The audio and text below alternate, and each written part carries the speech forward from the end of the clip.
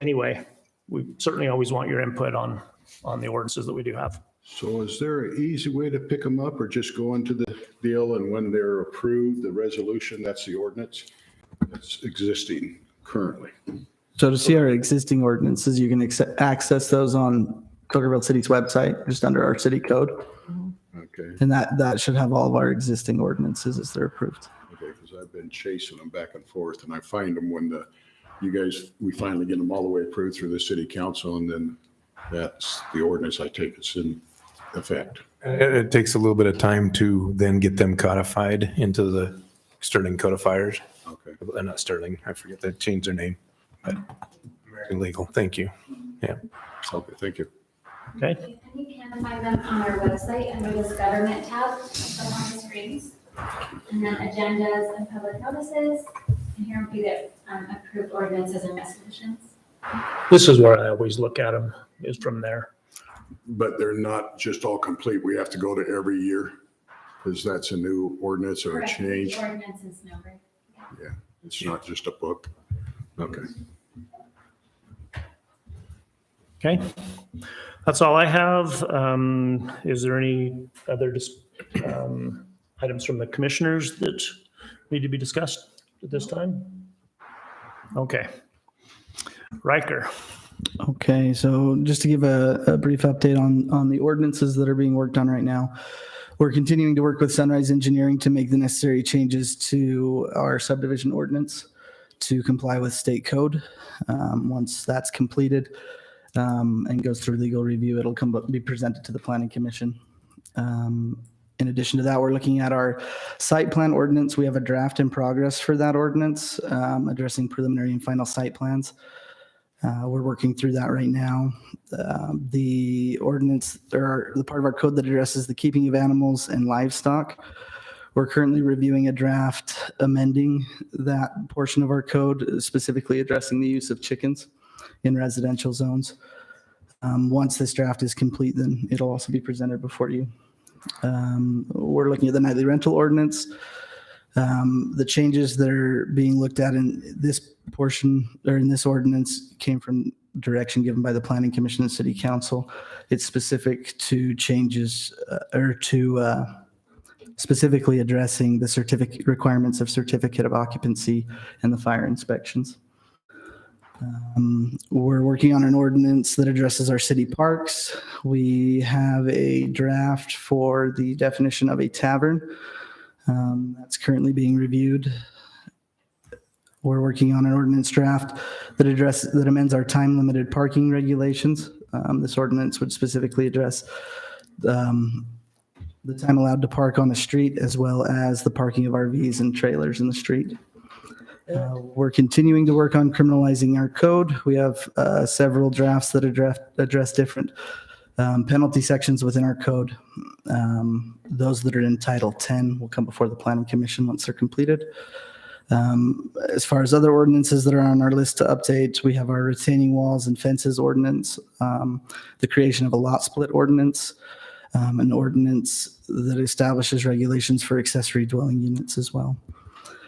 Moving on from ordinances to some of the other projects we're working on. We're currently working with Sunrise Engineering and nearing the completion of our annexation policy plan. Once we have that completed draft, then we'll be ready to present that.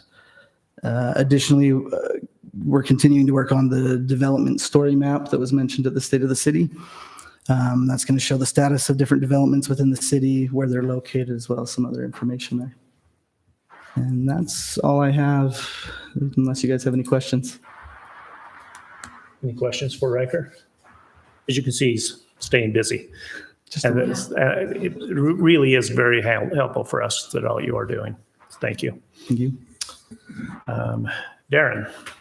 Okay, so really some of the things that, along with working hand in hand with Riker, and I'm kind of enough that how good that Riker is doing. He's doing awesome strides. That's why I'm really grateful that he's here with us. Some of the things that I'm working on is just more of a Reader's Digest type of version of what I'm doing is we're working on the street lights ordinance still, or ordinance, the standards and specifications. And we're working to get that in front of the city council, something that's is compliant with manufacturers and our dark sky ordinance. So I've been working with a couple of different adjacent cities, as well as the actual manufacturers of the streetlights, to make sure that they meet the different temperatures and the right coloring and different things such as that. Another thing that's kind of a fun thing that I've been working with is the air quality monitors. It's called one called Purple Air. So I'm a member of the Southern Utah Air Quality Association here, and we meet together with all the different communities around in Southern Utah and Washington County. One thing that that they've been kind of as a nice thing, and if you ever want to see some of those air monitors, you can just Google Purple Air and map, and it'll bring it up for the entire state. And you can see St. George area, you can see the air quality. Basically, when you start getting into the range of, you'll see a number of 50 or higher, that's where they start having some sort of a concern, and they'll start, if it's within different types of developments and things such like that, they'll go out on sites and say, hey, your guys are getting your dust is getting too much, or air quality as well. It doesn't just refer to just dust, so it could be air pollution as well. So they start, it gives them a baseline to start, and then they can go from there. St. George City is starting to write ordinance with air quality, or they actually do have an air quality ordinance. We might start looking at that eventually here. And then also with our new grading ordinance, we've implemented that into a requirement of the contractors to have an air quality monitor on site, so that we can be readily available to the city. I think that Afton's going to talk about the water tank and the capital facility plans that we've got going on. A lot of great things going there. We're just really fun types of things, working with UDOT and seeing completions of these projects. These projects are coming along very nicely. So anyway, that's about all I have for you. Unless you have questions. Any questions for Darren? Okay. That's 50 parts per million on that. 50 parts per million when they start getting concerned. Or not, it's not like unhealthy, but that's where they start saying, hey, something needs to be done here. And I guess a lot of questions I bring up is when we see the air quality pretty bad and it's blowing from Sand Hollow and St. George is nasty, and Washington, and we're sitting here pretty good. I know because I do ag burning, and they keep on saying it's too bad to burn, and I go, we're up here. Right. So Laverican actually has one at their city office, and it's kind of interesting because this morning when we were sitting in our meeting, their quality monitor was showing 12, and everybody else was like at 0 and 1 across the county. And that the wind was blowing here from the north, and they have their gravel pit just to the north of their city offices, and so they're getting probably some of that, but 12 is really not to be concerned at all. It really isn't. And so kind of interesting if you go look at the Wasatch Front, because it's on that same map, you'll see some, and San Diego, you can see the entire United States that are using the Purple Air monitors. So we should be adding one of those to the city hall here somewhere, when we can figure out where we can put it and have a power source to it, so that it doesn't ever go off. So. Thank you. Darren, you said you're gonna try to implement that on construction sites? We're going to, and the grading ordinance, we're going to ask them to get some sort of and all those monitors is something that can sit on the top of a post or a job trailer that monitors that. And it's mostly just so that we know that is, that they're staying within reason. It just gives us a benchmark. It's not something we're going to sit there and say, oh, the wind's blowing, and it gives us a benchmark. It's not to go in and just start fines. No, there's no fines involved with the Purple Air, not anything such as that. It's just to Information. monitor and information, and to say, hey, we go out there and they're not taking any measures to water or to control the air pollution, then we'll just say something. We're not going to go out and fine people. No, this is not a measurement for that. It's just for knowledge. Thank you. Our city manager, Afton Moore. Thank you. Yeah, our financial report for the city, our budget strategy session was held on March 5th at the Springs Event Center. And every year we start planning in January, and we usually hold our first public meeting in March. And so we had that meeting there. We had city council present. It was a public meeting. Diane attended and then left. She was our only, Todd sounds like she was our only public involvement at that meeting. The state only requires us to have one public hearing, but we typically like to do 4 just to kind of gather input and people in different formats. So the first one of those is a budget strategy session where we ask the council to bring their asks. Ultimately, they're responsible for the budget of the city, even though I manage the budget. So we ask them to bring all of their asks of what they think we should be programming into the budget for the upcoming year. And so we did an activity that we're actually going to do with the public where we put out big phone boards. We had markers and they all put them in there under the departments of the city, whether it was parks, roads, those types of things so that they could see what we're asking. That includes asks for equipment and things that they just generally think that we need in the city. And so we did that activity. We took all of that into account and now we're putting it into our draft budget. And so our next public hearing will be held at the last city council meeting in April. So we'd like everyone to please attend that. And so we'll have a draft at that time. At this time, 75% of the year has elapsed and we've spent about 70% of the budget. So our spending is on track. We announced that we were going to be asking for the council for our next major expenditure was going to be a generator for town hall. We put that on the council agenda. It was actually tabled at the last meeting. We had 3 quotes, but those quotes were for the generator. They did not include the infrastructure installation costs, gas, propane. So we have JD, the Public Works Supervisor, the Public Works Director. He's getting those other quotes that also will include installation and labor and infrastructure costs. So that will be back before the council at the next meeting. So we had announced that we were going to select a new city attorney. And we did that on March 6th, and you see him here tonight. So welcome, Attorney Gibbons. We're excited to have you. And he's from Galley and Welker. So we had 2 other firms put in, and we rated those and ranked those.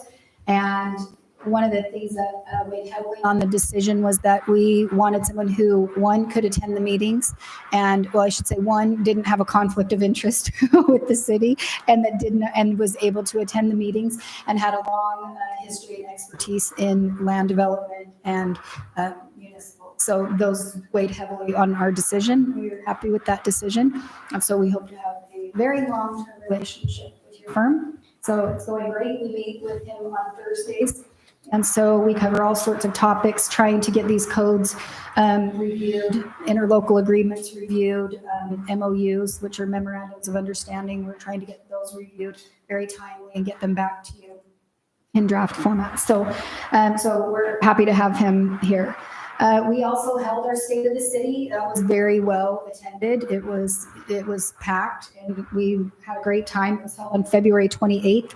That link is being posted on YouTube and it's live right now, Days. It should be live soon. It'll be tomorrow. Okay, she just had to go through it and make sure that was a public meeting that we held. That will be posted on YouTube for the citizens to watch. So it was a really great meeting. The mayor did a great job presenting. We broke it up into categories where we divided it into city projects, capital facility projects, public-private partnerships, and then ones that we partner with other state or local agencies. And so if you want to watch that on YouTube, it was great. It's about an hour long. And so, yeah, some of those things we talked about were our general plans and our annexation plans and our capital facilities projects. So moving along from that, some of those that we went over that are exciting happening in our city. One of those is the Westfield Park. We've reported that that's happening in 3 phases. We are still we're actually in the second phase of that, which includes the restrooms. The first phase was our playground equipment. So now we're in the second phase, which includes the restrooms and the grading. And then the third phase will be the pickleball courts and the pavilion. So we've kind of updated that phasing. So those will be going out to bid sooner than later. We're going to be just in a kind of a way of announcement. We're going to be using some of our RAC tax, which is our recreation, arts, and parks. We're going to be using that to install the pickleball courts. So we're really excited about that. And also at Center Street Park, you are going to see that we are going to be removing that small playground. The slide is detaching from it and becoming a hazard. So JD and those guys are going to be taking that down. They're certified in playground inspection, so we have no problem with them taking it down. And then that will be replaced. But we're going to do a little bit of a redesign on that playground site to hopefully get that a little bit better. The idea is that we would be able to kind of adjust the way that that playground sits. Then we'll be able to do a basketball court next to it. And then we would be able to take the basketball court that's up top by the pickleball courts. Right now, it's not really used that much for basketball, but it is, people are taping off pickleball courts and using that. And so we're looking at getting that turning that court into an actual pickleball court. So that's going to be exciting. Tomorrow I have an interview with the Water District and some media outlets regarding the Chief Coker Reservoir. They're going to publish that tomorrow afternoon. I'm not sure where they're going to publish it or how they're going to do it yet, but tomorrow we'll put it out on social media when we get the link for that article. But that'll be about the Chief Coker Reservoir. Continuing on with our AMI water meter conversion, we have the number of those. By the end of Wednesday next week, we will only have about 20 of those left to install. So almost our entire city has been done. They pulled all 4 public works there to try to get those done. So by next Wednesday, we should only have about 20 remaining, and those are just on order. So whenever those get here, that project will be complete. Regarding the Parkway, we're still having, that's ongoing, Phase B. We're still having our weekly coordination meetings with the contractor and the engineers. AGC is doing terrific work out there on the cut slopes. They're doing great work. They're drilling really deep. They're getting a lot of really good data. They said it's some of the hardest drilling that they've done. Just with the material, literally the material is the hardest material. Some of the hardest material they've done. But they're getting the data and it's going smoothly. So we're really excited about that. We're still on track for the completion within 3 to 4 months is what they're looking at. So we're excited about that. Another capital project that I'm sure you've noticed down there are the Choya Creek turn lanes. Those are being completed. They've been on our capital facilities list since 2019. That is a split funding project where the city is paying for half of that and UDOT is paying for the other half. That's still on UDOT's road. So when they complete a project, UDOT, if they have extra funds or things like that, they go into contingency. And so when they get contingency, you can apply to do a project with them and have them program some of those funds. So that's being done by UDOT's contingency funds and matched with city street impact funds.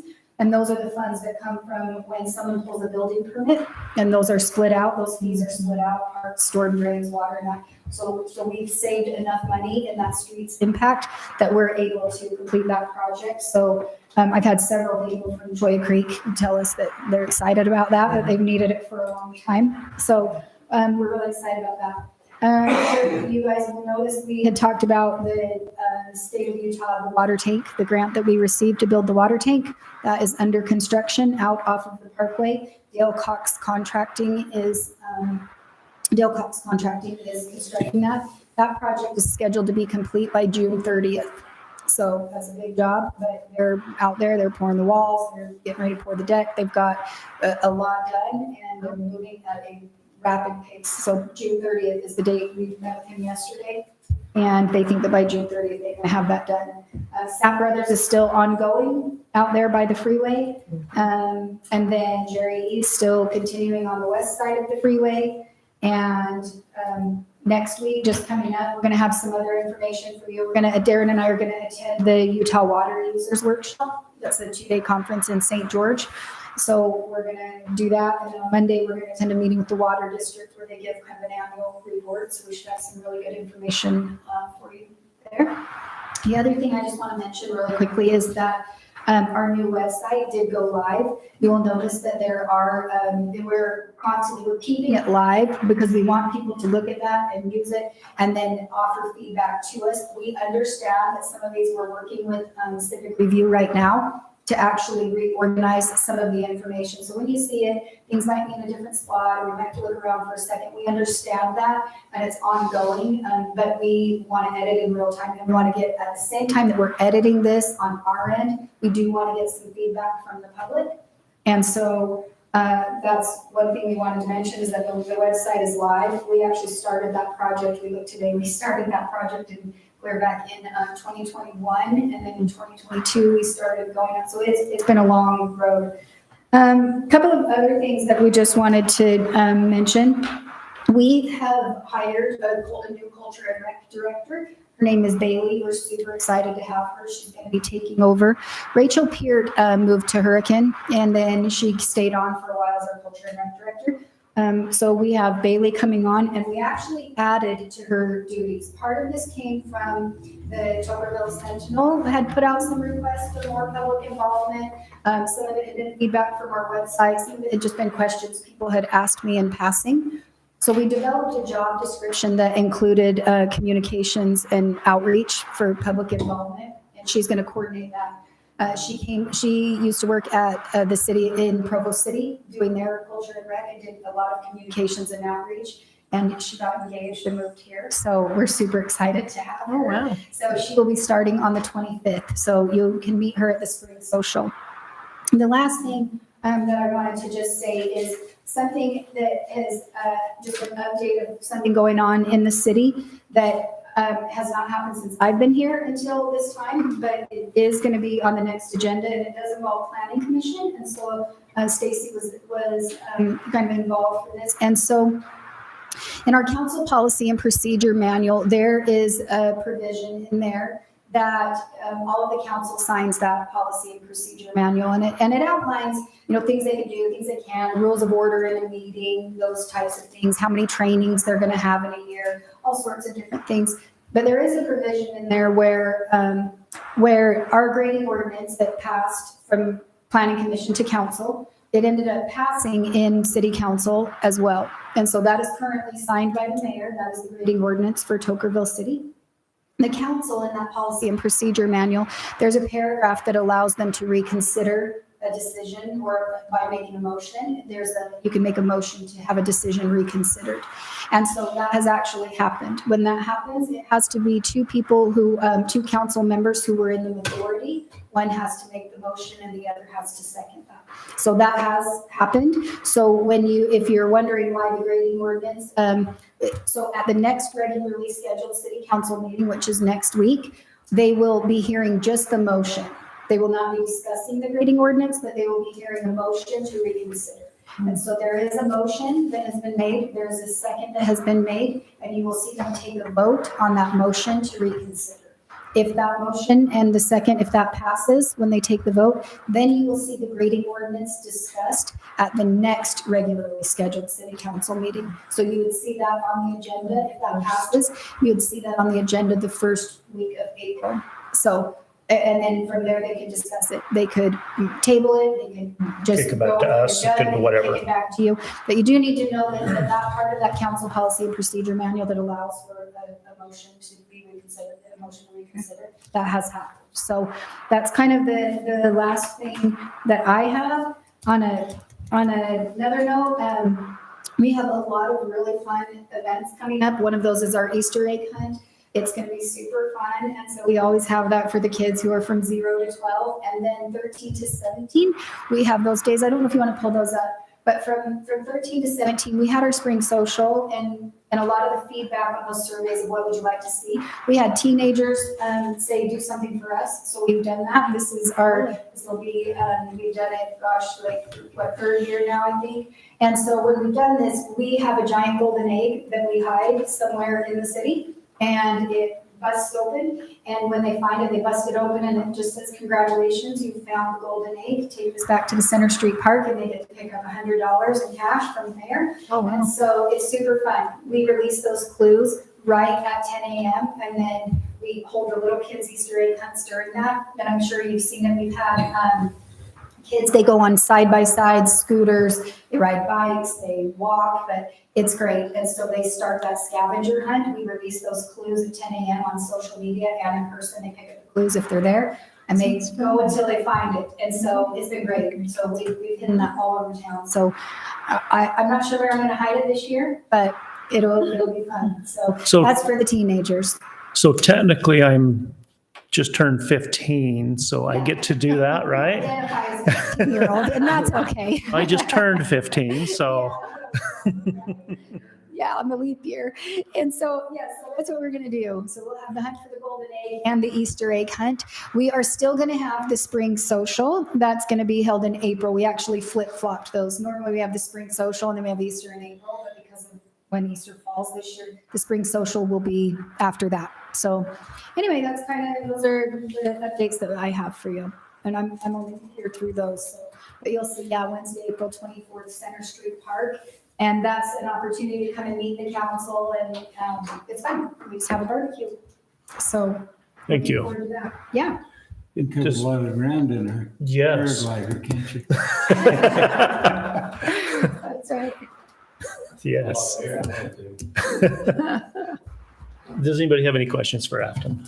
Yeah, you talked about, actually, I think it was Darren mentioned, or maybe it was Riker, about the criminalizing the code and stuff. Did we actually, I know we had a code enforcement officer. Is he actually working? Yeah, he has done a couple of them that have gone legal, that are bigger and taking a lot more time. And so he's working with the sheriff's office on those and our building inspector at the same time. So the way that it works is you have to actually submit a formal complaint. And we only have them working on very specific ones at a time. And so those are prioritized. Sure. So, yeah. Okay, good. Okay, thank you. Yeah, and that was one thing just from the Sentinel that they had asked also. They thought that we were doing an MOU with the court, but it's not an MOU, it's an interlocal agreement that we've signed with the court. So, yeah. Just a point of clarification. I guess just a question, because we don't have a JP here, just of the piece. When tickets are given within the city limits and stuff, do you receive those? Is that given to the city as a? The road? funds? Yeah, the funds, because most, Or like across Toker Boulevard, like if somebody's pulled over on Toker Boulevard. No. We contract out our public safety.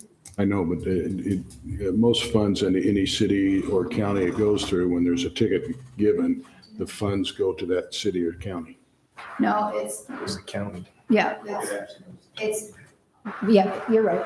You're right. Yeah, no, we contract with the sheriff's office and they write the tickets and those go. So they get To the them. revenue. Yep. Okay. I just, even in your city streets, because you contract with them? Okay. Yeah, they do our enforcement. Okay, thank you, Afton. I know you're not on the agenda, but Matt, would you like to introduce yourself to everybody? Greetings. Hello, everybody. Matt Eakins. I was hoping that the Easter party had like the graybeard category. So I could, but that sounds like a lot of fun.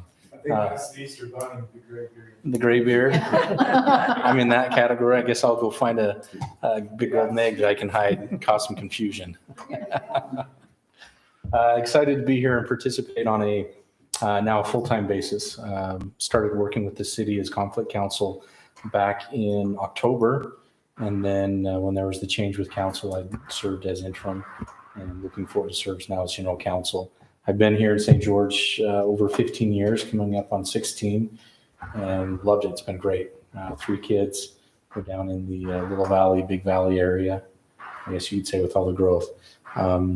As Afton mentioned, with the law firm of Gallion, Welker, and Beckstrom, a lot of my practice has been in real estate, business, a little bit of estate planning, but the last 4 or 5 years have been significant amount of land use development, primarily on the private side.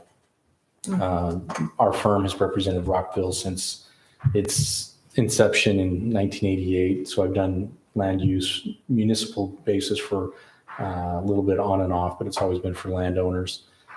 Significant size projects. One of my clients has over a 5,000 acre project that he's working on, and he keeps buying more land. So it keeps me busy. And that's been helpful because I can take that perspective and and add value to the conversation. There's a great staff in place. The council and commission are very engaged, but I hope to add value to that and the experience with my land development days. Good. Thank you and welcome. And we look forward to your wise counsel. Keep us straight. Okay, so any other questions? Okay, thank you, Afton. And we'll move on to item E, business items. So these are for discussion only. We're not going to be taking any voting.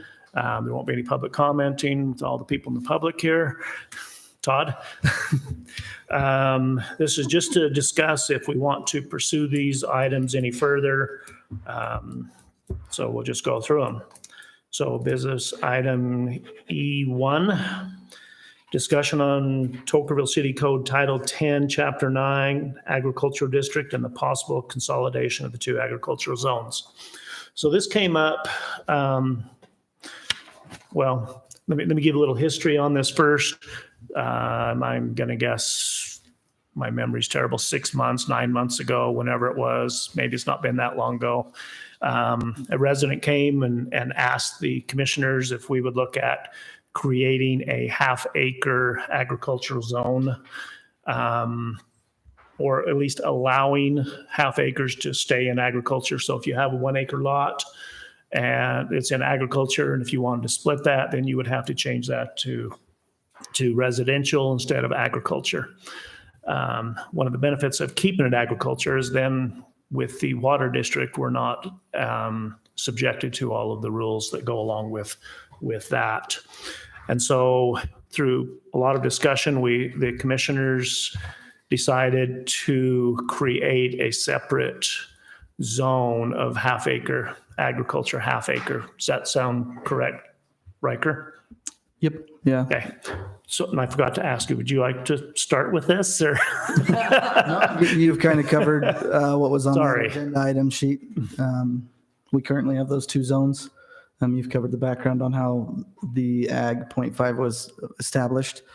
And this discussion is just to explore whether or not you guys want to pursue consolidating the two into one. Okay. So after creating this, then I had a resident approach me and ask if we would consolidate these because, again, if you have a 1 acre lot that's agriculture and now you want to change it to half acre, now you have to go through a new zoning to rezone it half acre instead, and all the things that go along with that, bringing it in front of planning commission and everything. And so, which is roughly $1,000 or so, I'm going to guess, to go through that process. Now, if you purchase 3 or 4 of those, all of a sudden it gets pretty pricey. And so this individual asked if we could combine this half acre into just ag so that you wouldn't have to rezone this property to keep that in agriculture. Does that sound correct to you? Yeah. Okay.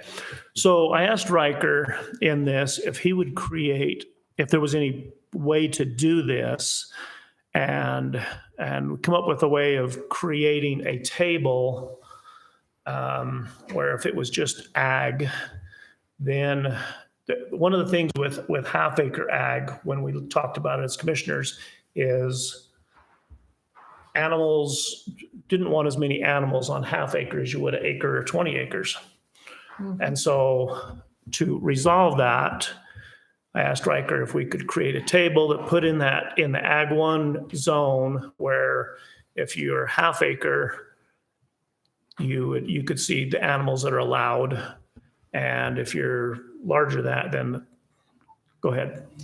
Yeah. So as far as the main conflicts between those two zones are the uses that you can see there on the table. There are some uses that were determined to be not allowed or to be conditional rather than permitted in either the Ag 0.5 or the Ag 1 zone. if those lots are to be consolidated, that determination would need to be made as to whether or not to continue to allow those uses as permitted in the consolidated zone, or whatever that determination is. As far as the animals go, our current livestock ordinance could address that based on the size of the property. That may be something to look at there, so. So that's kind of where we're at right now. Do we want to just leave it the way it is? Do we want to, I guess my philosophy has always been, what can we do to make it the least intrusive for our residents? Simplify it, keep it as, save them money. Anyway. I don't see that this talks about how many animals on a half acre versus an acre. It talks about permitted uses, but not, is that? So the keeping of livestock is a permitted use in an agricultural zone. So you Right. just don't have to apply for the conditional use. Okay. According to 5-1-4 of our code, which is the care and keeping of animals and livestock, Okay, the number of animals is regulated there, There. regardless of if it's residential or agricultural, Okay. based on the size of the property. okay. Thank you. Well, I'll start out. I have an opinion. Yes. And I think you're opening a can of worms, first off. And the second off is yes, and I'm the first one to tell you I don't like government, I don't like taxes, but you need to provide for the residents or the taxpayers. I call them taxpayers because we're all taxpayers.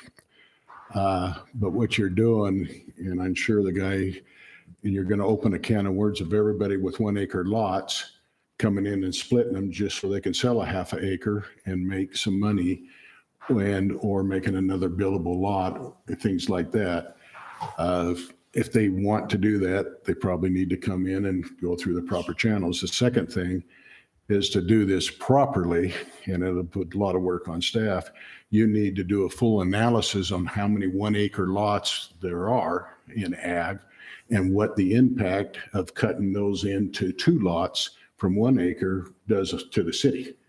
And then with that impact, you have impacts of traffic down those streets. You have impact of water and sewer, stormwater, and everything else. It's just not a normal thing to come in and double the parcels because somebody doesn't want to have to pay the fee to go through the proper and have the proper review. I agree that, yes, the ordinances should make it easier, but the ordinance are there is to protect all the residents.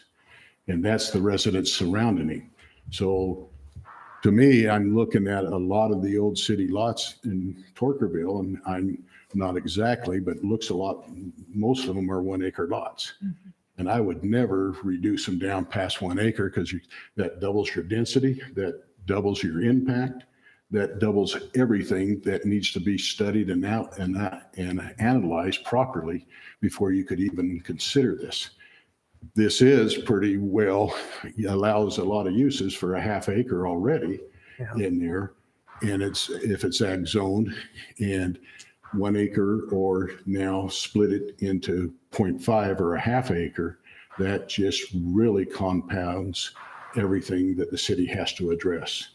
And the residents, I would be afraid to see how many residents. Yes, you're going to have the new ones. You're going to have the ones that come and say, hey, I want to be able to have a site for my kids to build a house and everything, be able to afford a house. And I agree with that 100%.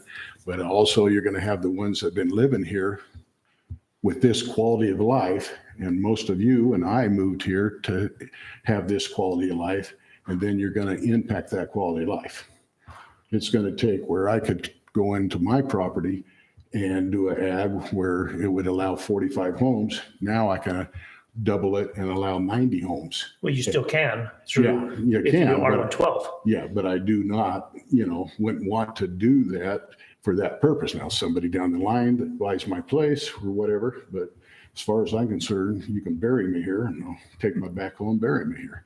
But I'm just saying, it's just not a simple thing to go and change and double the density when you change and allow twice as much with the zone change.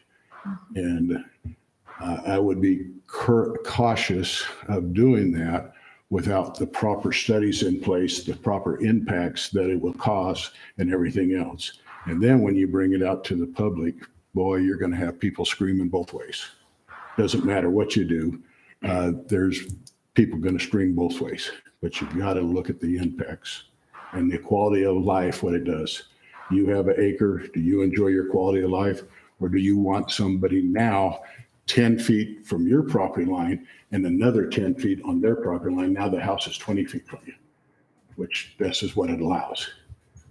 So that's a big impact on people. And I've seen it hundreds of times where they come in and say, well, you have 10 acres, but you have a buildable site, and that buildable site's right next to your fence line to your neighbor. So I agree with you about making it easy for the taxpayers or the residents, but I agree you have to protect all of them. And I wouldn't even know how many 1 acre lots are there and then how many you could double. Okay, so let's say that there's 50 lots out there, 1 acre, doesn't really matter the number. If they want to split their lot, they can just come in for, right now, they can come in, rechange the zone to half acre ag if theirs is already ag. They can change it to half acre ag, and even, I guess even if it's not, they could change it to ag. Is that right, Matt? Yeah, they could still apply for a zone change. For It a may zone not change. be passed, but yeah, they could apply for it. And I don't know how we could stop somebody, let's say they're a 1 acre ag. But- How can we stop them even, or should we even stop them? Because we've created a half acre ag. So it does, I don't know, as it is right now, I don't know what you're saying. I don't know that it tracks as far as with what we Well, have it does, now. because if you change this, they can just come in and do it. If they have to come in, then they have to notify the property owners and everything else. Isn't the zone change 300 feet? That's 5 or 6 property, all the property owners around it. So then there is a proper notification to everybody they're going to impact around their house. Okay, 360. So they have to notify them, and then they have to go through the public clearing and let those people come in and say, yes, I'm for it, or no, I'm not against, I'm against it. So that is a process that needs to go. It's more work for us, but that's why we're here. but we Where- can't listen to public clamor. We can listen to it. We can't But you base can listen- our decision upon public clamor. We have to base it upon what the ordinances are. And if someone has a 1 acre and they want to change it to half acre, just because their neighbors don't like it does not mean that we have to listen to those neighbors. In fact, we can't just You listen to the say neighbors. public clamor, I say it's a taxpayer's right. And if you have a 1 acre and you want to split it in half, or if you have 2 acres and you want to split it in 4 lots, then that's a taxpayer's right. But the other taxpayers that live next to you, they have a right to voice their opinion. They do. And then when that goes through there, then the proper studies, the proper information has to be presented to these guys. So they have the drainage, they have the sewer, they have the terrain, they have all those things, because now you're making a little subdivision. When you take one, you make two, you're making a little subdivision. And anytime you do a subdivision, you have to go through that proper design and impacts. That's just natural, good planning. Can I add something? Sure. I have a question. I think there must be an ordinance already in place for some of the lots that are 1 acre ag lots, because I live on one. And I've always been told that we cannot, no matter what, divide that. And everybody on our street, the same thing. It's over on Sunset. I don't know if you're familiar with that. It's the long rectangular lots. And I think it's because of access. People wouldn't have access if you did that. So are there some lots that are like that are already zoned so you can't divide it no matter what anyway? So right now, you can subdivide those as long as the frontage is sufficient to be able to divide that. And you jump right in there, Darren. Really on those right now, It's been a hard no for current 25 zoning- years. We just changed that. not As very long ago. Dean is talking about there, your current zoning is 1 acre ag. So obviously you cannot subdivide smaller than 1 acre. You'd have to zone change to a residential or the new zone of a half acre zone. So, but yes. And then as you're talking about too, Stacy, or Chairman, is that you would have to have the restriction, or you would have to have the minimum requirements of frontage along a dedicated roadway, those types of things. And so, yeah. There's those types of things, but you would have to sometime you would have to subdivide that 1 acre into half acre. And so you'd have to go through a subdivision process. Yes. So even if you're 1 acre, and if we change this back to, change it to where instead of A1, it's A.5, they still have to create a subdivision. They have to subdivide it. They still have to come to the city. They just don't have to come for a zone change. But they still have to come in and they still have to show that they have the minimum setbacks. They have all of the things, the drainage, before they can build on it. All of that stuff has to be. The resulting parcels should not have zero access. We shouldn't be able to cut it off and have no Exactly. access. Exactly. Type of thing. Yeah, you still have to show all of that. And I thought in the ordinance it said that it had to even change it to 0.5, that they still had to create access and setbacks. Yeah, we still have requirements for frontage. You and- cannot landlock a piece of parcel by splitting it or subdividing it. Right. Yeah. And that's where they give easements down the road. And I've seen it so many times. Yes. But you're saying it right. You came in and bought an acre to And live. that's how I'd like to keep it personally. But That's I'm right. just saying. there's And been everybody people else through that the bought years that have acre wanted came to- in because they wanted an acre of land. I'll just tell you, I'm dead set against it. That is not proper planning. It's not even close to being proper studied and things like that. I agree that if somebody wants to do it, then let him go through the process. But don't open it up where you can, because you're going to kill yourself in the city. You're going to change the rule, quality of life, when you take 1 acre and make it 2 parcels with 2 houses and things like that. So let's say you have 5 acres and you want to subdivide that. It's all under ag 1. It's all ag. And you want to subdivide that. And you said the word subdivide. Yes. That's another whole process. Well, what do you think has to happen when you go from ag 1, from 1 acre to half acre? You still have to subdivide it. You just don't have to rezone it. That's the part that I'm trying to get at. You don't have to rezone it. But if you have 5 acres and you want to make 5 1 acre pieces, you don't have to rezone it. You just have to subdivide And it. you did it. And you have to go through all of that process. Right, Just a minute. but you're keeping the minimum lot 1 acre, which is You could change it to half acre if you want to rezone it. Then you're going through the whole process. I- Then you're going through the whole process. I'm sorry, I just do not agree with you. That's okay. I've seen That's it. why this I've is a seen- discussion item. Yeah, I've seen it happen. You're welcome to, I've seen people come in and buy lots, 1 acres, and first thing they do is run into the planning department and say, okay, I want to subdivide it. I want to split it. I want to double my money. I want to triple. well, they my-" can still do that. Yeah, they can, but then they have to go through the proper process. They got to put the proper studies up and They pay for don't, the there's, funding. is there a study if you want to rezone? If you do a sub. If you have a 1 acre ag and they want to come and do a half acre ag, what studies has to be I done? don't think it's the studies he's talking about. It's Exactly. meeting the requirements, such as, you would say, we don't require like a drainage study or those. There's no things traffic study. There's no, At a zoning requirement? No. No, not per se, but it's when you go to that subdividing, Exactly. there would definitely be those studies that would be. so we're not shortcutting that.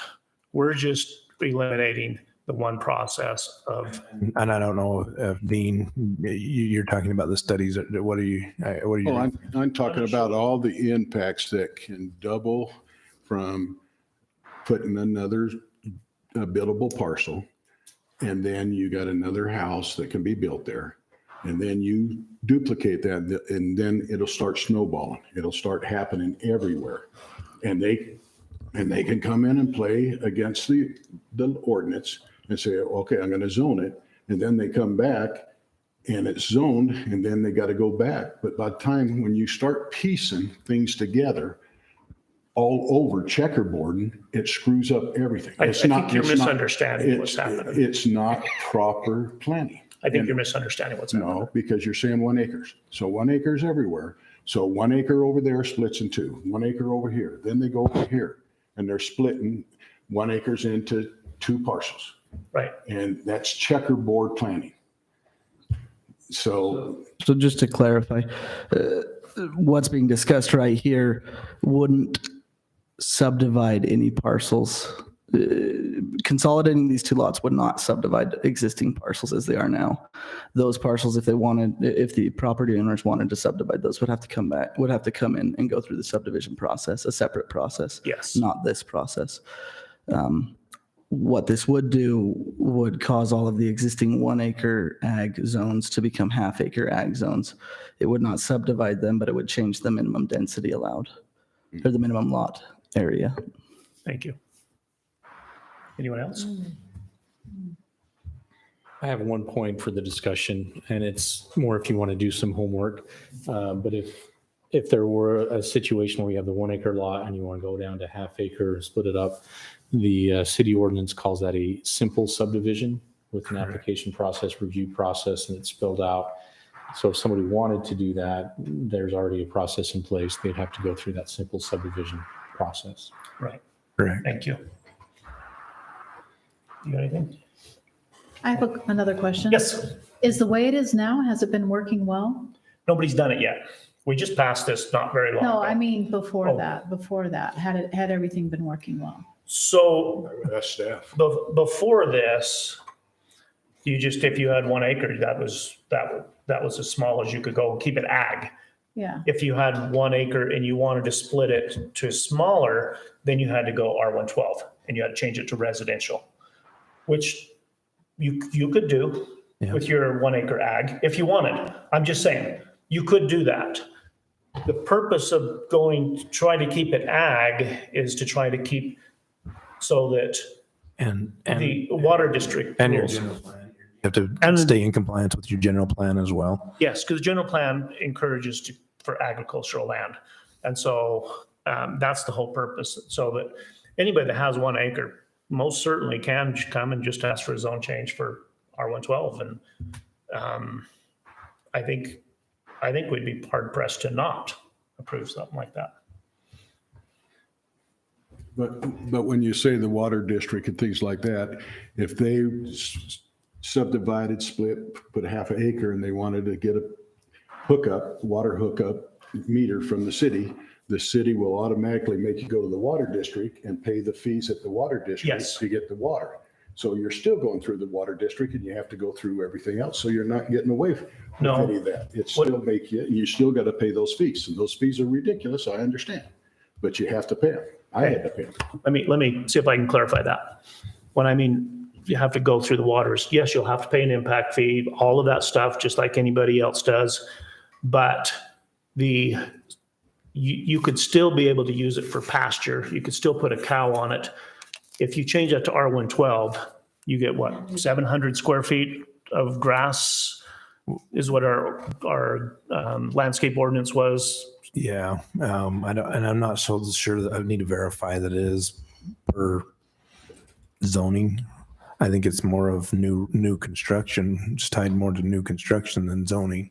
Well, we asked that. I do need to verify that. Yeah, it seems like we asked Doug that, and he said, well, if it's ag, then it doesn't count towards Count as much. the new landscape ordinance. So if somebody, let's say Yeah. you have an acre and you want to split it and you want to keep it ag because you just want to throw a couple of cows on there. You want to that fits perfectly with our general plan. But if it's already Yes. ag and you got 1 acre, why split it?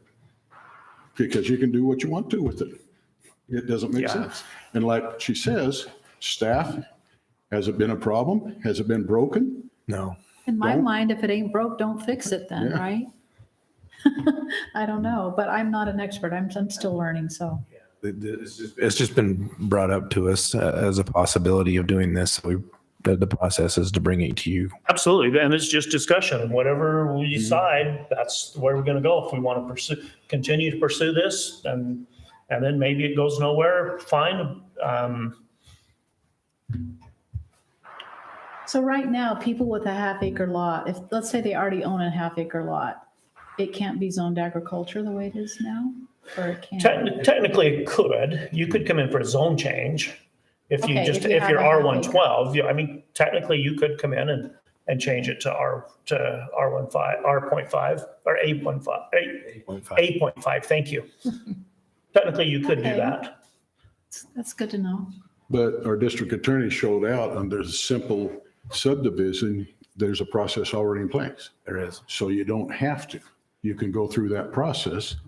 Yes. So you would still have to rezone the property before you could subdivide the lot. Even the simple subdivision process would require a rezone if they were going from 1 acre to half acre. That's the only process that I'm suggesting we eliminate is the changing of the zone. Having to come in and do a zone change, you still have to go through everything else. You still have to abide by all the other animal ordinances. You still have the setbacks, the frontage, everything else. You still have to be able to qualify to be able to put a road back there for access. Like you said, you can't sell a lot and not have access. It's just simply eliminating basically $1,000 deal and going through the process of rezoning it. But you have to do everything else. Everything else. So I believe so. say someone owned a piece of property here and they wanted to buy a half acre from their neighbor. Right. Is this what we're talking about? That's what we're talking about. Okay. And so this would allow them to buy that half acre as ag property Correct. without having to have it rezoned. Correct.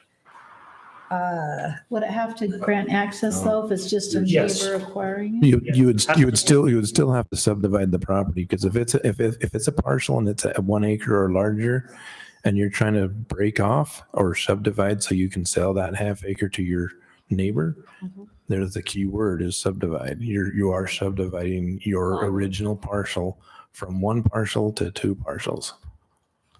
So you have to have enough room for the, 28-foot, 25-foot road, driveway, access to it.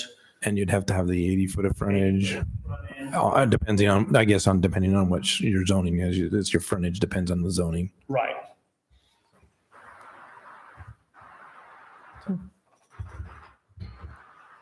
I just think if somebody has A1 and they want to change it to A.5, I think we would be hard pressed to not allow that because it's allowable. So why force somebody to come in for a zone change when we know we're going to have to allow it? But didn't Darren just say that they would have to subdivide They it still have to anyway? subdivide it. Okay. They just don't have to, but this way, they've got it, the way it currently is, it's a two-step. They have to come in for a zone change and then they have to come in for a subdivision, simple subdivision. Okay. Well, we're just eliminating the $1,000 process of going The the zone change. change. And you're opening up a floodgate. Does that also, if you're looking at a deep lot, like Angel was talking about, and you aren't going to be able to provide a 25-foot access, that means they can't do it, right? That means they can't do it. If there's not 80-foot So frontage all of road these and 1 acre lots, if they're too narrow, they're not going to be able to be divided up. that is correct. Yeah. Just to clarify, there is, I guess, one situation where going through the subdivision process wouldn't be applicable. If there were two parcels next to each other that were both zoned half acre ag, then the lot line adjustment process could be gone through in that situation where you wouldn't be subdividing the lot because you wouldn't be creating a new lot. You would be adding to an existing lot and decreasing from an existing lot. But if they ever wanted to build on it, they still have to. Correct. If they wanted to create a separate parcel Then they that was have going to. to have its own dwelling unit, then Yes. they would have to subdivide the lot and comply with all of those requirements Yes. But if somebody just wanted to buy it to put a cow on it, to their property. you're just doing a lot line adjustment. But yes, they could do that. But there still is a process to a lot line adjustment as well. Yes. Yeah.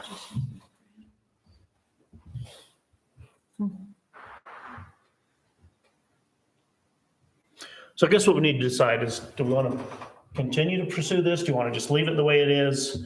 Where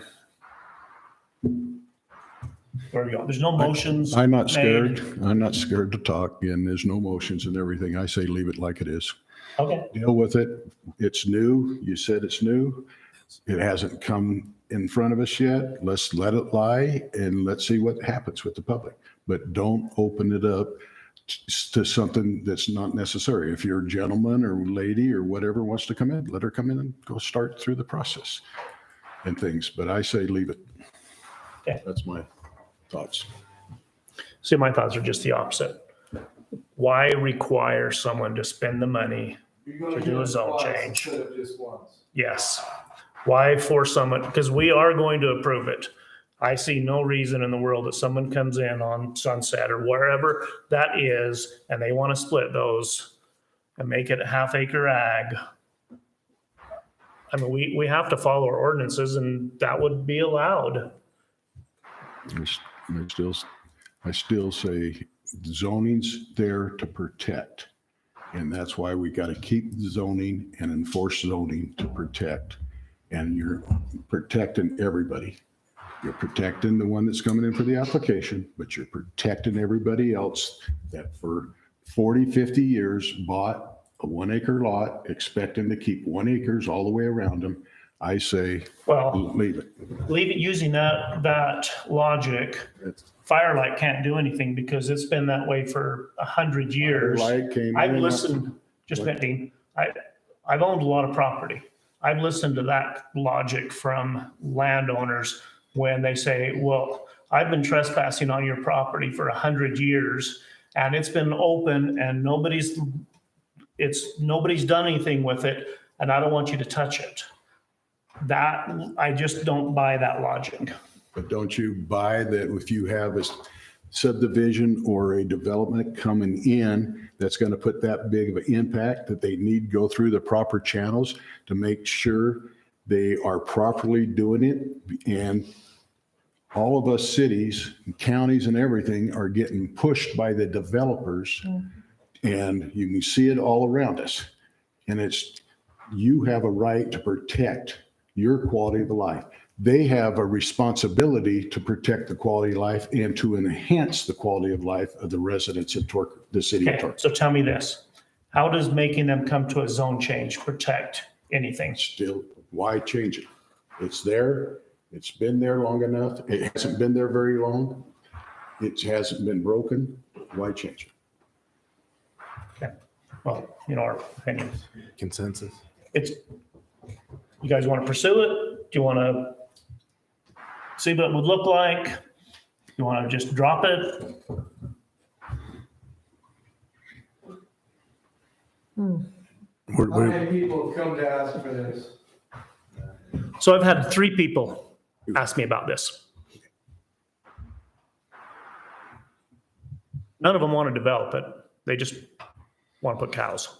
That doesn't mean they can't. I'm not suggesting that because you have to assume that eventually that will be. But as of current, nobody wants to develop it. They just want to be able to buy their neighbor's half acre and put cows on it. But again, they could. Once that's open, they could. Yeah. So what do you guys want to do? Dean and I's position. Yeah, you're putting us. We're not afraid to say, and that's okay. That really is. Possibly this, you could just each of you say what you'd like to do. Let us know Yeah. because we've heard from 2 of you, but not all of you. You want to start there? I'm still in the process of forming a position on it. Well, I guess if we But I move, get, yeah, it's great that people personally came to you, but I want to know why didn't they come to the city? Yeah. they came to me because they would like to see this ordinance changed so they don't have to pay to rezone it. Oh, okay. That's why. So did they come to the city to talk to the city? For what?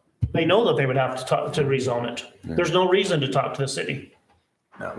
This isn't some nefarious thing. It's every resident has the right to be able to approach city council, staff, or us and say, hey, I don't like that ordinance. This is why I don't like it. Would you be interested? Would you entertain looking to see if it could be changed?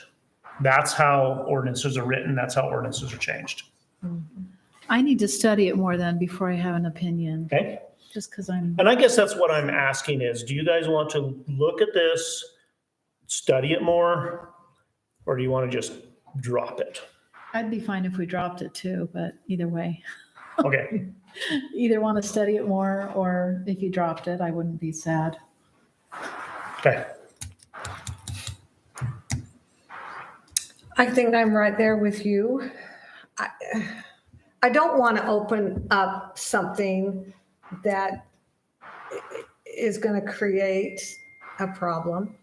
On the other hand, I see where you're coming from and where the people that have come to you are coming from. And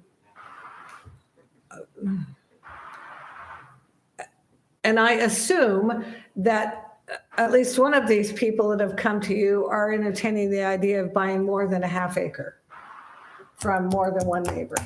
That I don't know. Yeah. Can I interject one more Sure. thing? As a licensed realtor for 17 years, and I'm an investor too, I've seen time and time again where zoning has actually protected people. So I kind of lean toward, them. So what if they have to jump through an extra hoop and get it zoned? But I hadn't really heard your perspective before on, why are we doing this if we're keeping it agriculture anyway? So that's why I felt like I needed to study it more. Right. Question. These people that talked to you, did they know it was going to be on the agenda tonight, and why aren't they here? If it's important enough, they should be here. That's not for me to say. I don't know. Well, I don't know. that's what I'm saying. If it's important enough to them to come to you, it's Well, important. it doesn't enough. matter if they come. They don't have a voice. They don't have a voice. Yeah, but they should. So there's no reason to, that's why we have just discussion amongst us. What do you think? I would need to understand it better, I think, before I could decide. I really hadn't thought about it before. Me with my little 1/4 acre lot, I'm not impacted one way or the other by it, but Why don't we do this? Riker, can you create, without creating a new ordinance and going through legal and all of that, can you create something that it would look like if this was changed? That would be helpful. Whatever you direct us to do. Create the table that would, people could see, this is what it would look like if this was changed. comparative costs or impacts. It's not like you have anything else you're doing. No, I'm just We have 3 other items too. want so. to make sure that we're following the process correctly, because I believe if an ordinance, if a document like that comes before you, it needs to be an ordinance format, is what we've discussed in previous meetings. Is that actually accurate though? Yeah, Utah law has recently changed where an ordinance that's in terms of topic for discussion, it needs to be presented, the initial draft in ordinance format. And that goes through you as well for your review, correct? Okay. So you will have attorney fees. I would also ask if you could provide how many ag zoned lots and how many acres are within the city. We So could, you know we could how- definitely do some research for you, definitely. Yeah. We could provide some staff comments on that. Yeah, I think we need more information before we can make a decision. So just, can you clarify the direction that you're giving to staff for us and for the minutes, just so that, Create an ordinance that it would look like, and let us look at it and give us some more information, like Dean said. How many lots are we talking about? And Potential lots could you have? I mean, we could probably look on our map, but that information will be on our, is that not searchable on our map? We can see where it is, what size lot there is. Yeah, the zoning map shows you all Yeah. that. You can click. I don't on know it. that you guys need to do that. We can look Yeah, on that, but on our what zoning map. But what that does is also, you don't just have 1 acre, bunch of lots. You have a bunch of ag zones that are 10, 20, 30. You can zoom in Yeah, on that map. So when it goes in there, you have the potential of how many impacts you could have. And that's how proper planning is done. But you keep forgetting the fact they can change it anyway, But let them and come we in and can't change stop it. it. Let them come But in. what and is change the benefit of change, of making them come in? What is that benefit? That is the part that I can't get past. What is the benefit of making somebody come in and do a zone change when you know that you're going to change it? Okay, so I don't know I think So- we got direction. Dean, do you want him to pull up all the numbers of the 1 acres, or do you want to Well, I look on think that map? before you even do it, you got to know what the impacts are going to be. Why open up the can of worms and everything? It hasn't been a problem. Leave it. They changed this zoning to let the lady that wanted a half acre that came in here. And so they put the half acre in there. But you can't just create a zoning without knowing what those impacts are. We already have a zoning. I know we have a zoning, but you don't have an impact study of density and everything. We're not going to do it. I'm not suggesting you do an impact study on that. Yeah, I mean, that's that's above our. yeah, Yeah. that's way above us. To do that would be Yeah. we'd have to hire a consultant to do an impact study, but And when we change, we can look to see what acreage is out there in that zone. That's not very hard. I mean, when we create a zone, we don't do an impact study that's way beyond us. Yeah. Okay. So is that kind of clear? But we did do the general plan, there was a lot of that type of consideration taken into the general plan for densities, impacts, those types of things. Right. Okay. So, ready to move on to number 2, E2? Okay, discussion of Tocqueville City Code, Title 10, Chapter 17, Sections 3, nightly rental property management requirements. Riker, I'll let you start that one. Yeah. So as you know, Title 10, Chapter 17, Section 3 of the Tocqueville City Code contains our nightly rental ordinance and the requirements for nightly rentals within Tocqueville City. As I mentioned in my report, we've commenced a draft that addresses the requirements of the certificate of occupancy and the requirement for a fire inspection. This item is before you for discussion, to discuss the requirements for property managers and emergency contacts. Thank you. So what we're looking for is if somebody is a property manager for the nightly rentals, currently they don't need a business license in the city. What we're looking at is requiring them to get a business license. That way, if they're managing a property that is not in compliance, then there's some teeth to go after the property manager, which then can, in effect, also affect the problem. I mean, everybody else that does business in Tocqueville needs to have a business license, and so that's kind of what we're looking at. Go ahead, Darren. Go ahead. Go ahead. No, go ahead. Chairman, I just was, the attorney wanted to ask this question was, to require somebody to be business licensed in the city of Tocqueville, is that legal? Because if there's property managers that are in St. George that manage properties in different cities, and they don't, but they do have their business license and run out of St. George City. Yeah, some of the bigger cities will have code that says you have to have a business license. Yeah. And would recognize an existing license from another jurisdiction. That's the typical position. I haven't seen a situation, not that I've looked extensively, but haven't seen a situation where a city will require a specific license for its jurisdiction. Just off the top of my head, I think it could do that.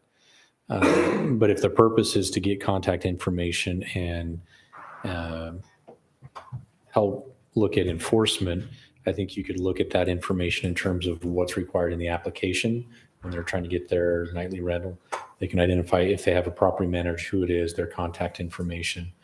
And at the end of the day, if it's an enforcement issue, you're enforcing what's within the city. You got to look to the property owner. I think there'd be some pushback from the property owner to the manager saying, "Hey, I'm got this citation, I've got this fine, whatever. You need to address that." So in terms of enforcement, looking at that, even with a business license, I don't know if you would get the intended effect to correct the problem if it was just trying to enforce a business license. Okay. So Do we currently, are the property managers currently, do they currently have to have a license with a city? Not necessarily No. Tokerville. It only, as you can see in the ordinance up there and on your screens, item 2 is Daisy has that highlighted. It's the property manager. It doesn't state which jurisdiction Yeah. that they have a business license in. Well, Does our code require them to either be the resident or live in the property? A property manager or emergency contact. So our code So- no longer requires them to live in Tokerville to Right. operate a nightly rental. And that's the reason for the requirement of either a property manager or emergency contact. I don't think it's much asking them to get a business license if they're making revenue managing property in the city limits. They're making a revenue and everything else. They can pay a business license just like everybody else.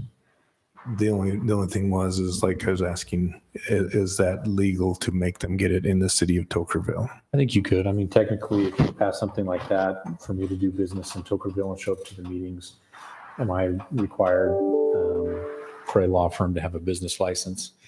You'd want to look at in terms of how you're applying that type of rule. Why are you looking specifically at a property management company versus another business like, I don't know, say somebody is a financial planner and they come in and do consultations remotely or show up and do a meeting and leave. Why are you going to require or not require a business license in the city of Tokerville for somebody like that versus a property manager, things like that. So you'd have to be very thoughtful why you're applying a specific license here versus not for others. Yeah, and I agree with you, Dean. I think if you're going to do business here like that, I mean, because you should have a license here. Yeah. I mean, I have to have a business license for my business. Why wouldn't? So who requested this to be corrected? Was that you guys, staff? So, go ahead. That was me. And nobody asked me to. I just looking at it going, wait a minute, there are some nightly rentals out there that are not being run properly, that are being managed.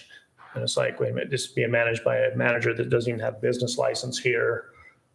Maybe that's just something we need to be looking at. And you can pull that as one step for ratification. I'd agree to have staff and legal look at it. Or at least a Washington County business license. Does the owner have to have a license in addition to a, So the owner, the License. applicant has to have a nightly rental license, not a. yeah, but not a business Not a license? business license. So they are required to go through the business license process once they are approved For the night, for a for the nightly rental, license. So Oh, they, okay. they do still have to get a business license. but not for a property manager. I'd be a little to say just Washington County. You want to create revenue that you guys have here and not give so much to the county. The county gets a lot of our revenue already from our tax dollars. I would like whoever's in charge to actually be liable for something to go wrong. That's right. And aren't we in charge if something goes wrong with the nightly rental here? Well, you're referring to the nightly rental part. It's the code enforcement that Yeah, enforces court that. enforcement's here and everything else, it's here. So, all right, there's a gal here that lives in Tokerville, she manages properties, but something does not, she would still be liable to take care of the problem in-house. If she's getting the revenue to manage that, yes, she should be. That should be her responsibility. And it doesn't matter, I mean, what I'm saying is, I'm sure she manages property in St. George, Hurricane, and here. Mhm. Whatever her license is, whether it's Utah-based, the problem was here. So if she's paying restitution or something like that, it stays here, it doesn't go to the county licensing or whatever. What I'm saying is that they should be licensed here. Well, in the commercial nightly rental, we require the manager to have a license, to have a business license. Why would we not on the residential side?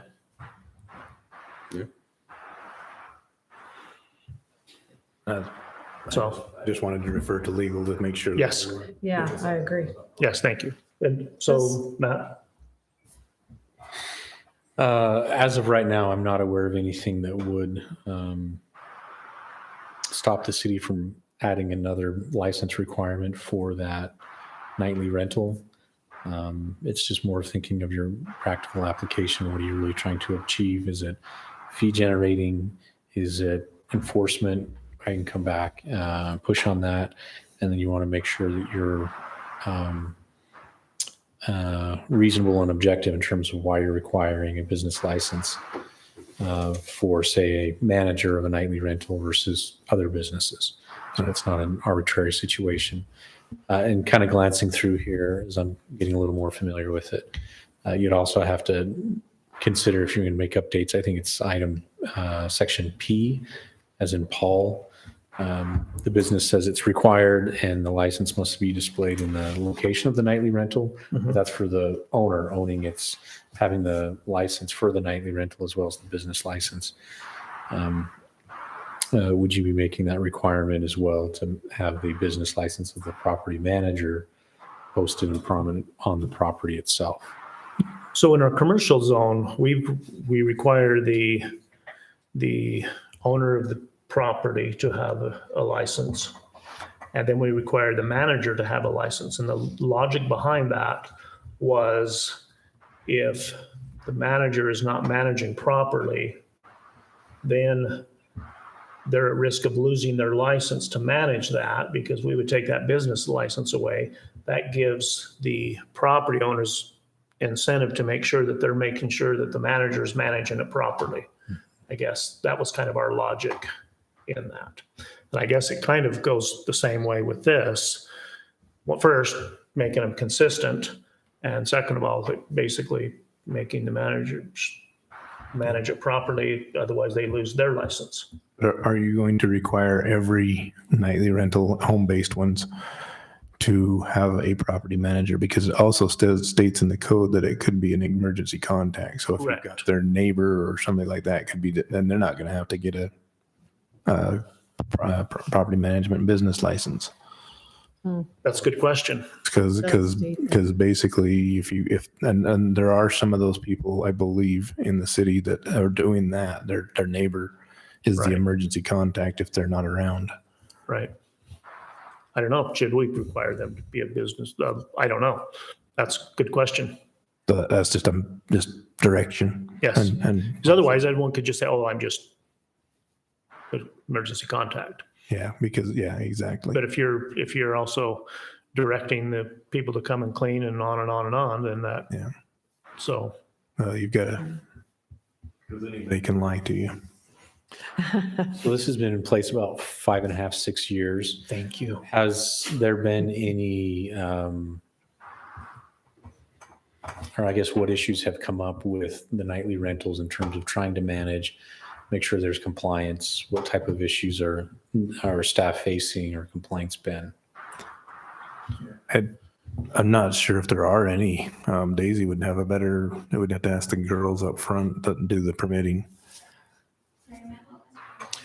any complaints, any problems over the last 5 years with the nightly rentals that have been allowed and people that have obtained a permit? I mean, one complaint could be people aren't getting the permit, but I'm just curious, what are the problems and how can we try to address it if this is the direction the staff is given to review? Within the last 5 years, that have been recently have. Nothing jumps out. Okay. So I can tell you, we have a nightly rental in town here that when they got their license, they agreed that there was only going to be 10 people, including any family members. The license was, the permit was given for a certain area of the home. And now there's 30 plus people each time it's rented. And it is being managed by a property manager. So that's what actually kind of made me start thinking about this. And it's like, okay, this is an issue. I don't know that the city right now can go after the property owner until everything is codified, because the city's not going after. I think isn't it on a complaint basis though? So if somebody complains, we can go after them. Definitely, we'll go after that. Wouldn't there have to be complaints filed? Mm-hmm. Right. Have there been Yeah. complaints for that one filed? So section K is the enforcement. So there is recourse right now. It goes through the first violation. Yes. So most cities, they're not out there with their code enforcement checking things. It's somebody in the community that reports it, and then they investigate. So you have your escalation of first violation up to third violation, and then fourth, you can have that license revoked. So I think the ordinance appears to be accurate or sufficient to address this. If there is a current violation, there's something that can be done, even to the point where it can be a Class B misdemeanor. So there can be some, okay, where it's not going to take away, but we're going to come in and seek a criminal prosecution for the Class B misdemeanor. And that's in place right now. It wouldn't necessarily impose that type of liability for the property manager to pay it, Right. but it would be the home. The property owner, correct. Yeah. But the code could also be modified to change, well, if there is a property manager, then a property manager could be fined together with or in addition to. Which You could look at that kind of language as well. if we require a property manager to have a license, I think that would probably be appropriate, because then they're the ones who are the one. But I don't know, because the nightly rental, property owner may be the one that's rented out, and the property manager is just making sure it's clean and is the emergency contact. So I don't know. You know, I truly want to be fair. I also think part of that being fair is we require this in the commercial zone. Why do we not require it in the residential zone? Yeah, in that scenario, the property manager may not be in charge of who's coming in and who's making the reservations. Right. They could be exposed for something, have some liability for what they have no control over. But if they're the one cleaning and taking care of it, they certainly know. So, yeah, I honestly don't know the answer on this one. That's why we're having a discussion. I did Yes. make an observation. I did notice that for both licenses, for the nightly rental license and a business license, you have to renew those annually. So Correct. that would give them 2 licenses. They need to make sure they're managing each year if we did that, which is okay, but Yeah. just an observation. Yeah, if you have a property manager, then it would require both. Yeah, If you're just doing it all yourself, then it's just one. yeah. Yeah. What do you think? In the past, we have not had a code enforcement person, so a lot of violations haven't been addressed, but we do have a code enforcement person now. And if the complaints are filed, they should be acted upon. And I don't know how quickly that would change, but yeah,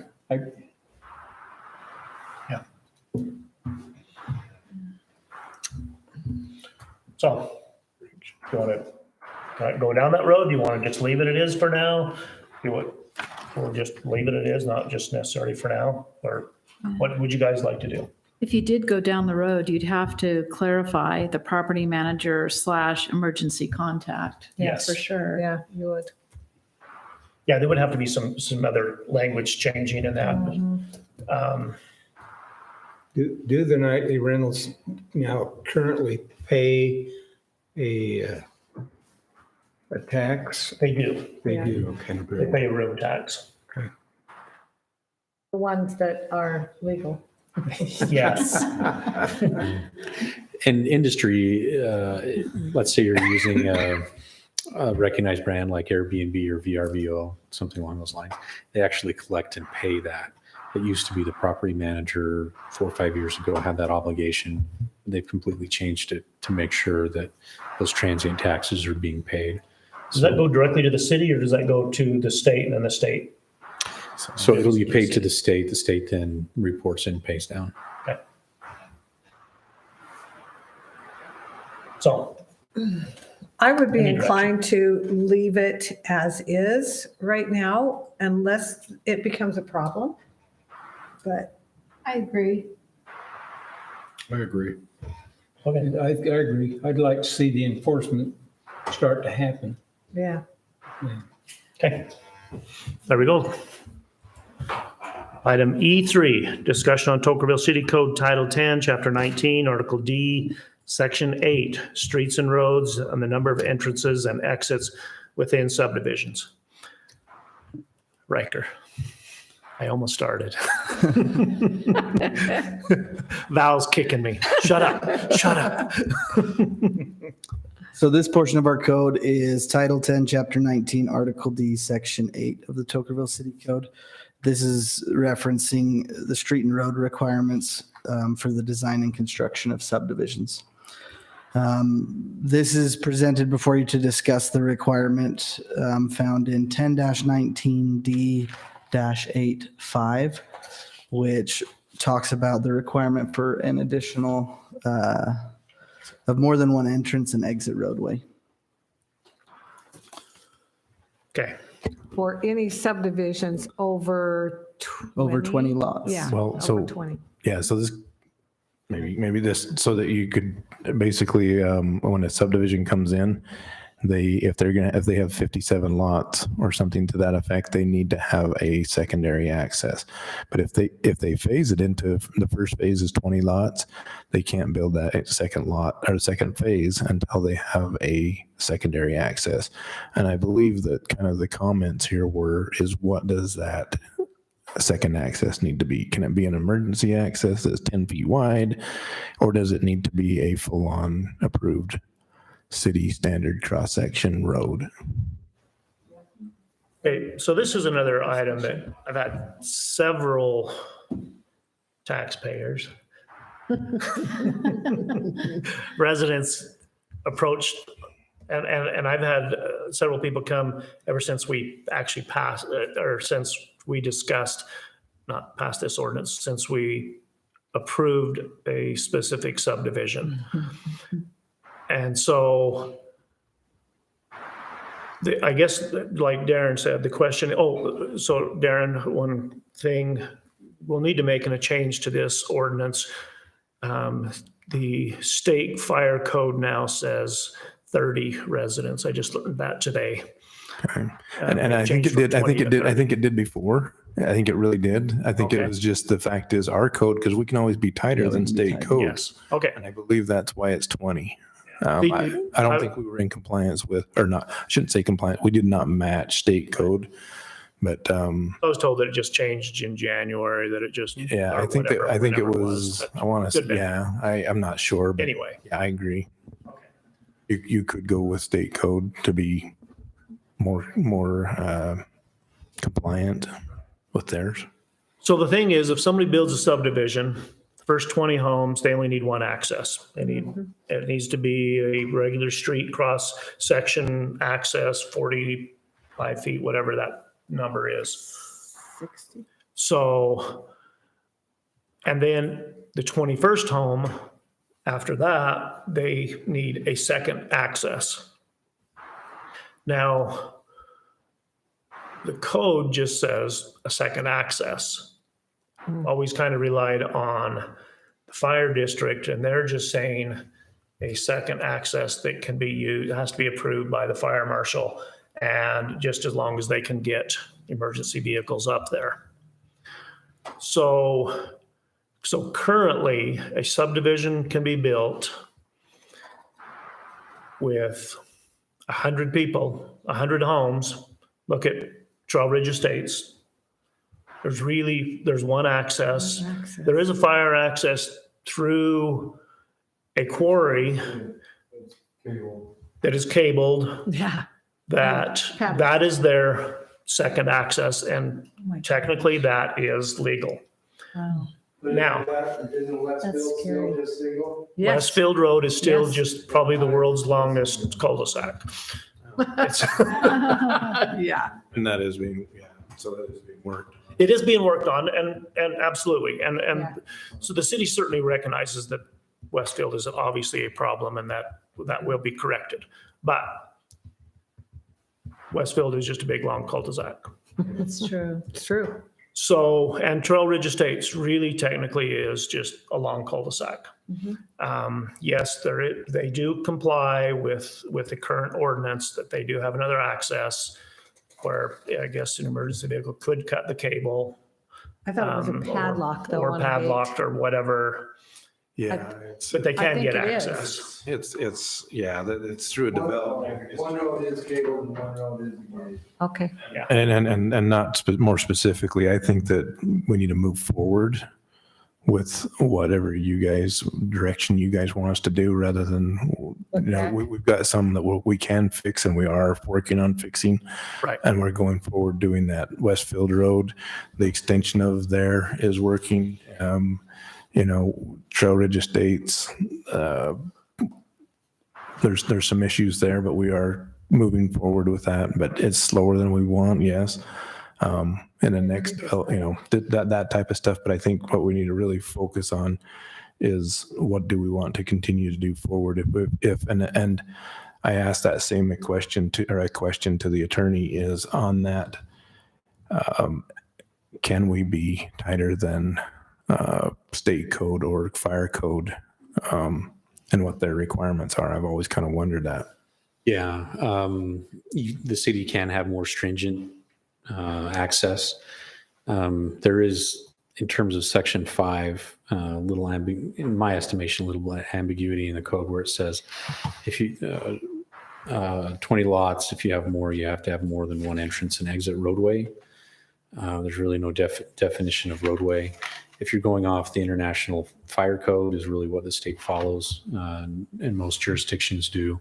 I think it's Appendix D. It's an all-weather Weather, surface, gravel. 80,000 pound. Yeah, and you have a weight requirement.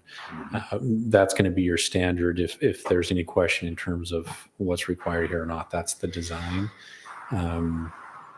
I don't think the code necessarily needs to specify what that secondary access point is, but that's kind of the default most everybody will follow.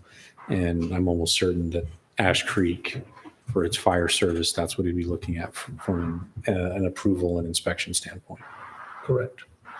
So, and I agree with you, Darren. I don't think the only reason I'm mentioning Trail Ridge is because then it gives a visual of really what we have and what we're trying to prevent. And I agree with you. I agree with you. It is appropriate to mention those, but the goal is to Forward on subdivisions that Determine, are going to come, because there's going to be a lot of them. Yeah. How do we make it so that so I looked up actually when I was chatting with the Ash Creek Fire District guys over there. That's Hurricane Valley Fire District. Sorry. Yes, you got me off with Ash Creek. Oh, I said Ash Creek? That Hurricane Valley. Hurricane Valley Special Fire Service District. Yes. My apologies. So they led me to Utah Code 109A102, Purpose and General Land Use Authority, which states our job as Planning Commission, as City Council, provide for the health, safety, and welfare, promote the prosperity, improve the morals, peace, good order, comfort, convenience, and aesthetics of each municipality and each municipality's present and future inhabitants and businesses. And it goes on and on and on. I am wondering if you build 100, I'm just using a number out there, 100 home subdivision, and you have one ingress, egress, and then you allow one fire access that is only used for fire access, emergency access, I should say. Now you've got 80 homes in the back or traveling past the 20 homes in the front. And what quality of life and well-being is that creating? So is that not something that we should be looking at besides just fire access? Well, I defer to the staff. There's a lot of considerations when a subdivision is being proposed, design standards. Fire code specifically also puts a minimum distance between the ingress and egress, which if you're getting that big, you're going to have multiple points of access in and out, generally speaking. But in terms of the design and the review, that's staff, that's what they do. They address those questions. So maybe not 20, maybe 20 is too few, but certainly I think that when we approved said Yes. subdivision 50 a year or homes. so ago, Yes. because our ordinance was worded like this, we couldn't demand anything more, right? We were just directed to the default of whatever the fire district said. We could change that. So yes, the answer is yes. Right. So I think in going ahead,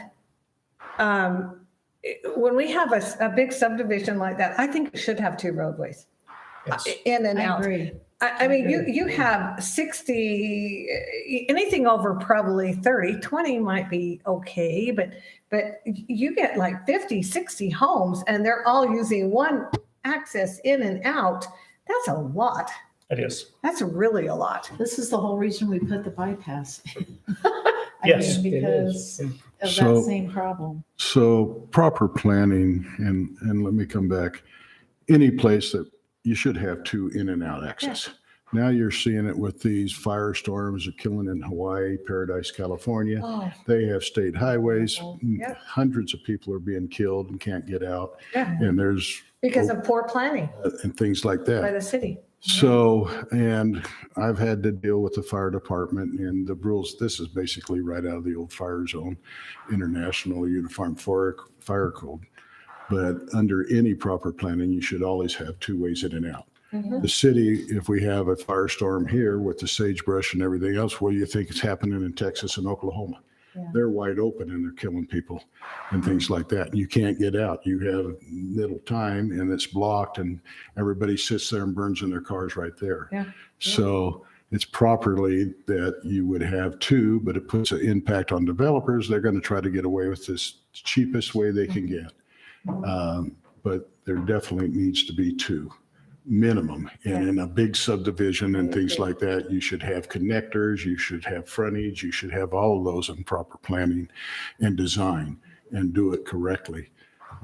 So whatever the city wants to come in with theirs, they can be more stringent.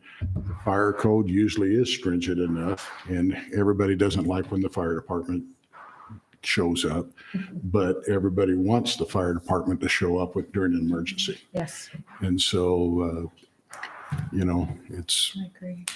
it's something that can be worked out and come up with some proper planning and everything, maybe updated. When was this last updated? Oh, this is old. 2012. Looks like 2012, yeah.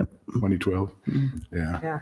I would do some research and look at what proper planning is, just your radiuses and stuff to turn and get, because people panic and they're going to run over each other. And they're not going to wait for somebody. Their life's more important than your life, things like that. And there's a lot of things you look at in radiuses as far as design speeds and such as that. So yeah. I think just, if for nothing else, just, I mean, obviously safety is paramount, but quality of life, allowing 50 homes for one access, daily access, I think is, Not good. it's not good. I mean, kids playing the road, you've got 100 cars going back and forth every day at minimum. Yeah. Not to mention the fact we have a cemetery there. Oh, yeah, we can't make an That's ordinance not, for just one No, I place, know, but I know. yes. But what I'm saying is it's not just the 50 homes. It's, Yeah. it's if there's other cars too Yes, yes, on that one. on that one. Yeah, but I just don't think that future subdivisions, I think future subdivisions should have more than one yes. ingress, egress on a daily basis and try to, and be a little more proactive in that.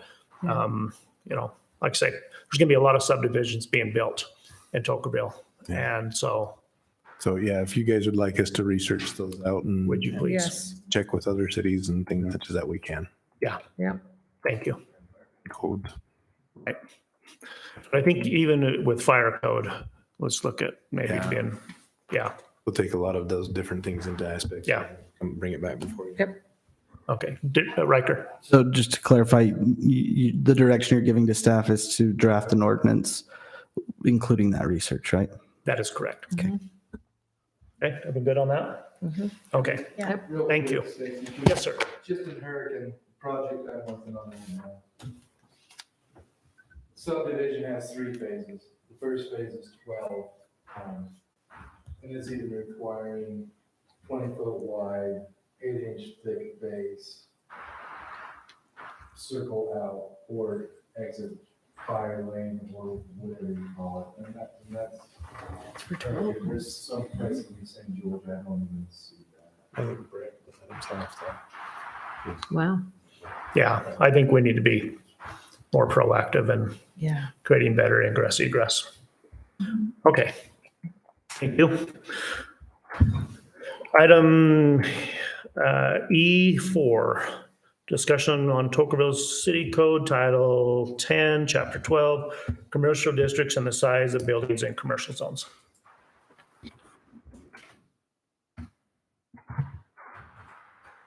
Okay, so this code is Title 10, Chapter 12, which addresses our highway commercial zone. In a previous meeting, if you'll recall, we had a conditional use permit application come before you that was required because in that code, any of the permitted uses of that zone that are that are in buildings larger than 5,000 square feet require a conditional use permit. And so this code is being presented to you to discuss the physical restrictions of the commercial zone. Okay. So how this came about is a developer approached me and he would like to see bigger, and actually I even spoke with the mayor about this, larger buildings than 5,000 square foot without having to come to get a conditional use permit. I think any commercial building anymore, I mean, you build a convenience store and you're pushing that, a hotel most certainly is going to be larger than that. And then also this developer asked about the height restriction. He claims that, and we're not going to make an ordinance just for one person, but he claims that a major hotel would like to build, but they want to make sure before they buy that they're going to be able to get the height that they want. Their first floor is 20 foot. And so what our height restrictions may or may not work for them. And so, now in industrial, we can go 100 feet, but, and in some of those zones, we can go 50 feet, but so anyway, and then the rest are just 35. And so it just depends on the zone.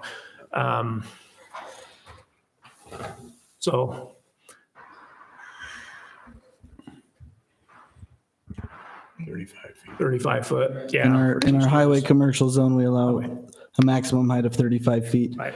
In our planned commercial zone, we allow a permitted height of 35 feet, and with a conditional use permit, you can go up to 50 feet.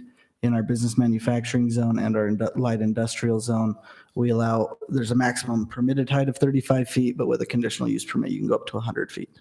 See, this is why I asked you to look it up, because you remember this stuff and I don't. Thank you. So I guess the question is, do we want to look at increasing the size, or, I mean, our light industrial and everything, I mean, just build the building. I mean, I don't know why we would have 5,000.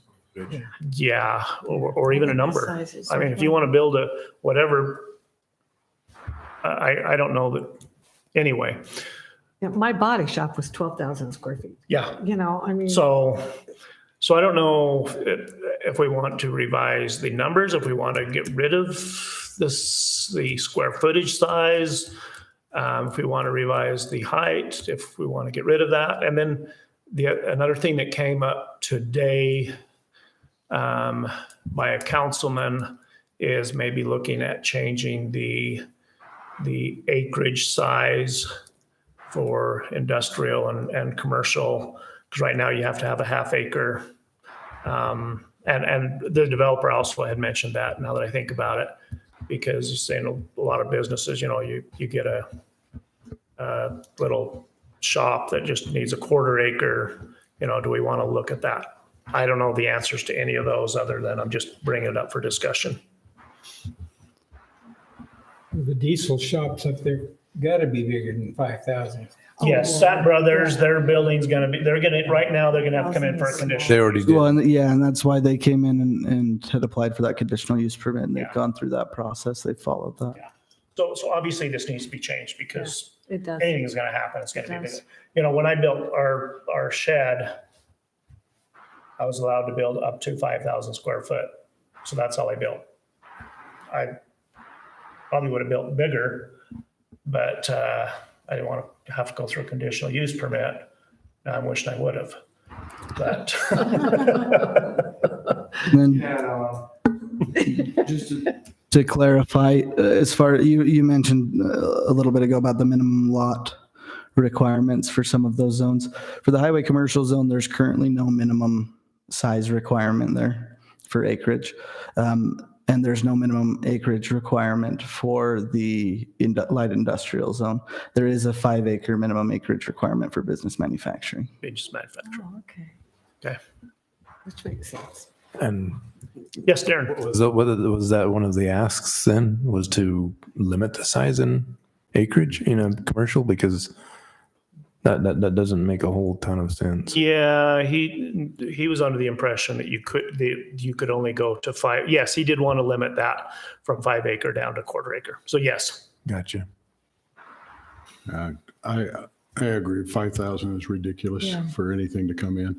The only thing you want to look at is when you get into the height, the square footage and everything else, is the fire department, if they have the equipment to respond. Exactly. We had projects that were 120 feet, and we made the fire department, we made the builder, Tesla, buy a ladder truck so we can get up to it. So there's impacts like that when they come in with a conditional that you can put on them, but you want to encourage economic development. And so putting a limit on it, that's kind of ridiculous. And that was brought up with the developer of, maybe allowing the fire district that would be the limiting effect of height of what they could service. And like say, if they want to go bigger, buy a bigger truck. Well, I worked in Hurricane when we did the Wyndham Hotel over there, and they wanted to go 5 stories. The code and the equipment that the city owned at that point in time, or the fire district owned, they couldn't do that. But they did have, there was a fire code that allowed them to put fire apparatus up in the stairwells that let them go up to the things that they needed to have. So there's provisions for other things there in the code. And each of these commercial uses would still have to come in with and submit a site plan which that site plan would go through our JUC process where the fire district would have the opportunity to comment and then the applicant would have to comply with those requests there. So. Yeah. So the question is then, did you have something, Angela, or you just? Oh, I'm just in agreement with everyone else. In fact, when I read it, I thought it was a typo because I thought, no way could it be that Yeah. small. So, So the question is, do we want staff to proceed with looking at yes. making some adjustments to this Yes. Yes. ordinance? Yep. Okay? Yep. Is that clear, Riker? Okay. Darren, you look like you want to say something. I was just saying, do you want us to specifically look at the items, obviously of the square footage, but did the lot size or a parcel size, is that something? Do you guys want to look at that for industrial? I would just do a review on all of it and look at what you're doing, but if it's not a problem, don't worry about it. Okay. Because I like that. Yeah. Thanks for the clarification. Yep. You know, some other cities, what they've done and what, you know, I don't know. Okay. Look I at what appreciate the that clarification. capabilities of the Services we have are. Yeah. Mhm. Okay. Sounds great. Well, that was easy. All the last four. Okay, that's the end of everything. Does anybody else have any questions? No. Good. I need a motion to close. I'll make a motion, we close this meeting. I'll second it. Motion and second, all in favor? Aye. Finished at 8:01.